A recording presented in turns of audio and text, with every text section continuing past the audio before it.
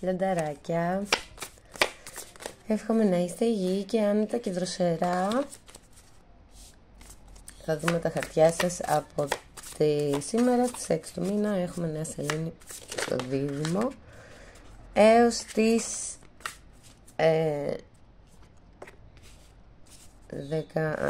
22 του μήνα, που είναι η πανσέλινο στον εγώ καιρό, μια περίοδος όπου θα ανανεώσει γενικά τις ενέργειες, θα κουνήσει την τράπουλα, θα βγάλει πραγματάκια να έχουμε να σκεφτόμαστε και να ασχολούμαστε σε όλους τους τομείς, πιστεύω, ούτως ώστε όταν έρθει η πανσέλινο στον εγώ καιρό να έχουμε όλες τις πληροφορίες για να κάνουμε μια βαθιά ανακατάταξη σε σχέση με το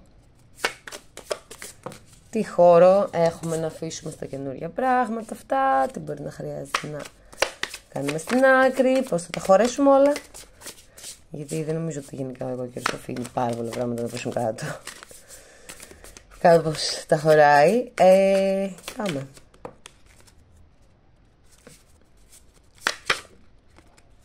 Ναι.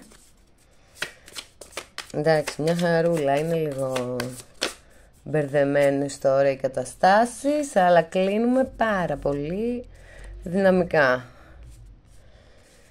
Λιονταράκια, λοιπόν, έρχεστε από μια φάση που δεν είστε και πολύ σίγουρα, έχετε ξεχάσει λίγο, νομίζω ότι είστε η βασίλισσα του σύμπαντος και λογικό, κάπως ήταν κουραστικές αυτές οι 2 τελευταίες εβδομάδες.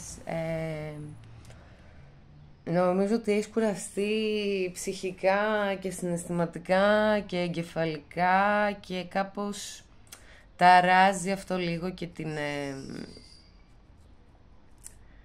την αυτονομία σου και τη δημιουργικότητά σου και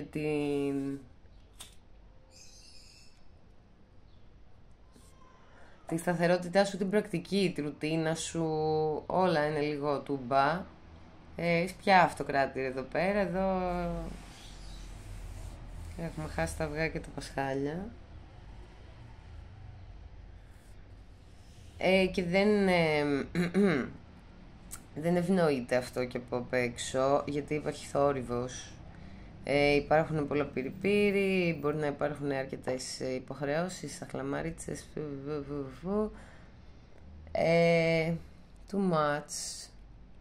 too much είναι όλο αυτό.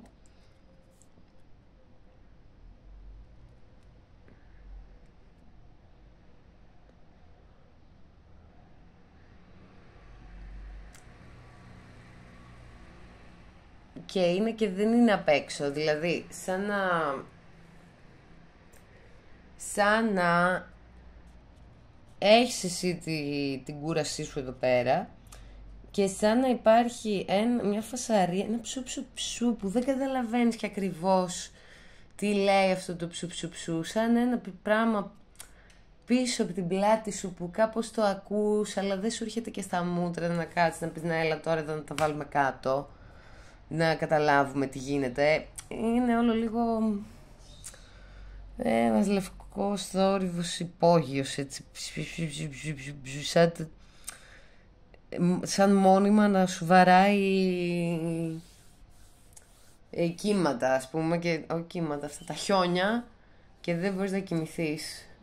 Κλείσε την τηλεόραση, θα πω, θα βοηθήσει σίγουρα σε αυτή την κούραση. Κάνε ένα διάλειμμα όσο μπορείς από συσκευές και τέτοια, σίγουρα πριν κοιμηθείς, αλλά και γενικά άμα μπορείς.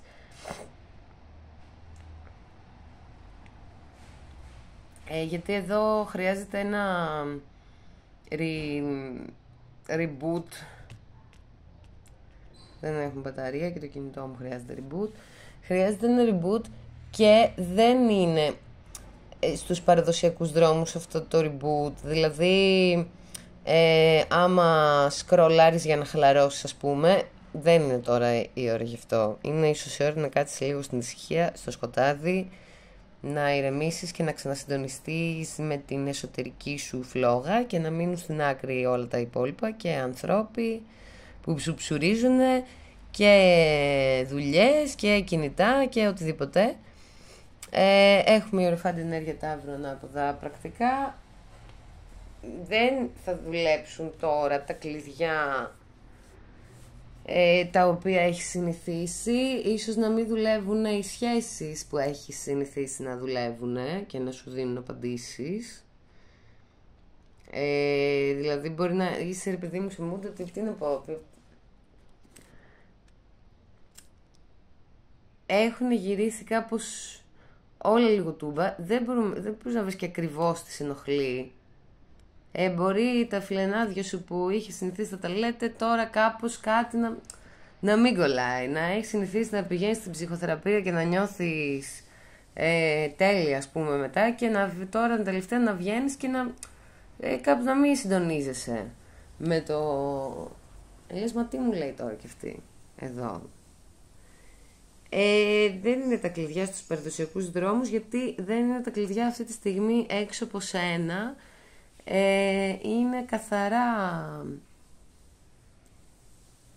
εσύ εναντίον του κόσμου. Δεν νομίζω ότι κάποια εξωτερική ενέργεια μπορεί να δώσει αυτή τη στιγμή λύση σε αυτό. Είναι καθαρά να πάρεις εσύ το χρόνο σου, να ξεκουραστείς όσο μπορείς, να προστατεύσεις την ενέργειά σου όσο μπορείς, να μην εμπλακείς όσο μπορείς σε βάρη υποχρεώσεις, σε πράγματα, θάματα, σε όλο αυτό το βάρος το εσωτερικό που απλά αυξάνεται στο δηλαδή ξεκινάει από ένα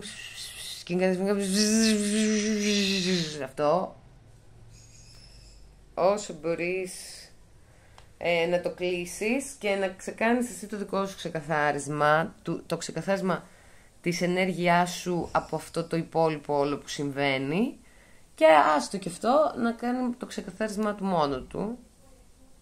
Το μπζου δεν χρειάζεται να το θρέψεις και να συνεισφέρεις μία ακόμη γνώμη, ένα ακόμη άγχος, ένα οτιδήποτε σε αυτό εδώ το κουβάρι που συμβαίνει, ό,τι κουβάρι και αν είναι αυτό. Είναι πιο πολύ κουβάρι, νομίζω,